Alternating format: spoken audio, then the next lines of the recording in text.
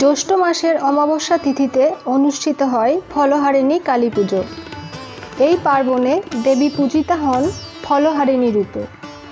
আজকের ভিডিওটিতে আমি আপনাদের জানাবো এই অমাবস্যার দিনক্ষণ ও সূচি এবং দেবীর আশীর্বাদ পেতে তাঁর শ্রীচরণে কোন কোন ফল নিবেদন করতে হবে।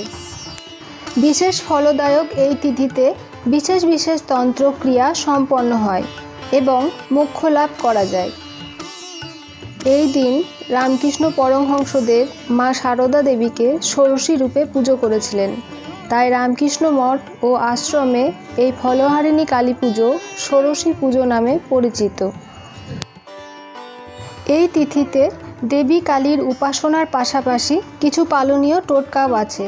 মনে করা হয় সেগুলি অনুসরণ করলে জীবন থেকে দুঃখ দুর্দশা দূর হয়, অর্থবৃষ্টি বর্ষায়। প্রচলিত বিশ্বাস, এই জাগ্রত তিথিতে নিষ্ঠা ভরে দেবী কালীর পূজা অর্চনা করলে তিনি কুকর্মের ফলহরণ করেন। ভক্তদের বিশ্বাস, এই পুজো নিষ্ঠা ভরে পালন করলে পূর্ণ হয় মনোবাঞ্ছা। দেবী কালীর আশীর্বাদে ধন সম্পদে পরিপূর্ণ থাকে সংসার। সূর্যাস্তের সময় অনুযায়ী অমাবস্যা তিথি ধরা হবে 6 জুনকে। তবে দেবী কালীর আরাধনা সন্ধ্যায় হয় বলে ফলহারিণী পুজো হবে 5 জুন রাত্রে, অমাবস্যা তিথি শুরুর পরই। এই বছর জ্যৈষ্ঠ মাসের অমাবস্যা তিথি শুরু হবে 5 জুন বুধবার সন্ধে 7:15। অমাবস্যা তিথি থাকবে 6 জুন বৃহস্পতিবার বিকেল 5:53 পর্যন্ত। ফলহারিণী অমাবস্যা তিথিতে মৌসুমি ফল নিবেদন করে দেবীর পুজো করা হয়ে থাকে।